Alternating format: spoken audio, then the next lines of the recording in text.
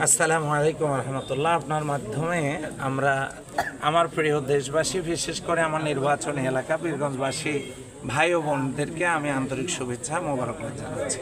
আপনারা জানেন যে বাংলাদেশ জামাত ইসলামী একটি গণতান্ত্রিক নিয়মতান্ত্রিক আন্দোলন এবং সংগঠন।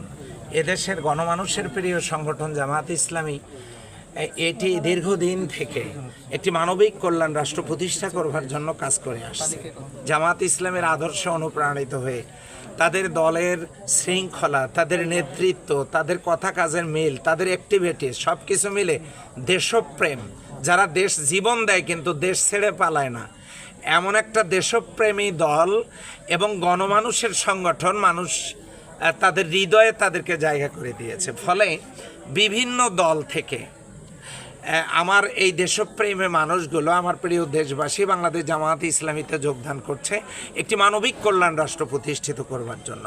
আপনি নিশ্চয়ই জেনে থাকবেন জামাত ইসলামী তাদের নীতি নৈতিকতা দিয়ে, সাংগঠনিক প্রজ্ঞা শৃঙ্খলা দিয়ে যেভাবে তাদের কার্যক্রম চালিয়ে যাচ্ছে, আমরা মনে করি ইনশাল্লাহ আগামী দিনে রাষ্ট্র পরিচালনার দায়িত্ব জামাত ইসলামীর হাতেই দেশবাসী তুলে দেবে ইনশাল্লাহ।